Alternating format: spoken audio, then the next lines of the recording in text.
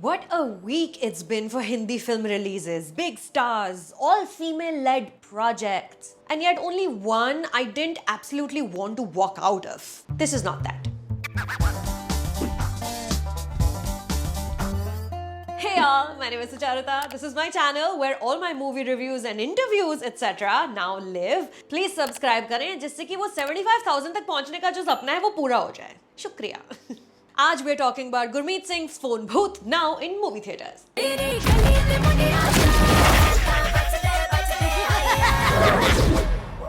Two men are childhood friends. Seemingly now in their 20s, they're obsessed with Bhoot Pishach, always have been. One is trained as a scientist, he wants to explore the paranormal, the occult. The other was meant to go into the army, but is instead looking for bhoots for some reason.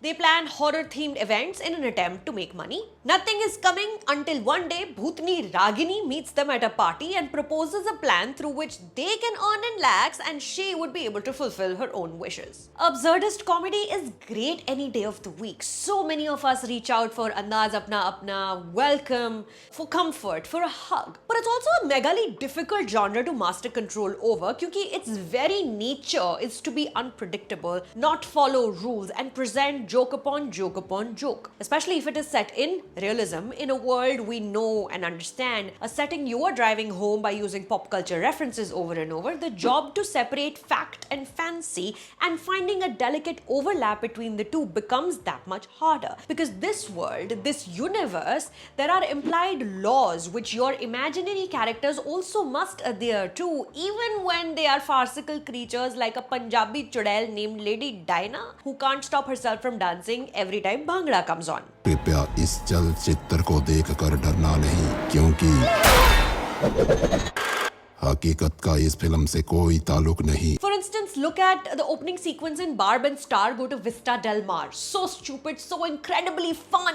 Another example, Adam McKay's Don't Look Up, and my holiest of holy books of all time ever, The Hitchhiker's Guide to the Galaxy. Absurdism points out social evils. It has a point to make, unanswered questions in its heart. Absurdism drags famous people, powerful institutions. Phone Booth does no such thing, no justice to absurdism, none to the horror comedy genre. There is not one scary scene in this film, and this is coming from someone who couldn't sleep for weeks after Manjolika had done her thing. The writers of this film here make minimum effort to have anything make any sense. The villain's motives, the hero's compulsions, the Bhootni's vindication, any clever puzzle solving. ऊपर से the jokes are just shockingly banal and pedestrian. अलग test control नहीं चाहिए.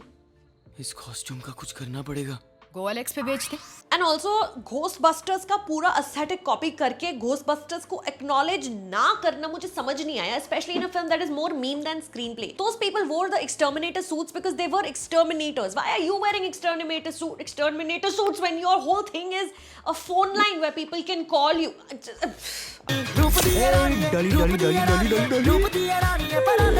Anees Bazmi's Bhool Bhulaiya worked so well this year despite its many flaws because it's committed to the one thing it set out to do, entertain its audience using the best looking, most popular actors. Bas, there's going to be a story just about good enough to hold everything together, but this entire endeavor is to show you Kartik Aaryan doing Kartik Aaryan things and Tabu being amazing while almost the actors are looking at the audience in the eye like they're doing a stage play set for your benefit in your very living room. Who Phone Booth is talking to, I couldn't tell you. Seemed like the film was made for the star cast to get together and have fun while earning a huge paycheck, and it's this smugness evident also in the movie's promotion cycle, which makes one wonder who is willingly distributing so much money to a bunch of rich folks to have a ball.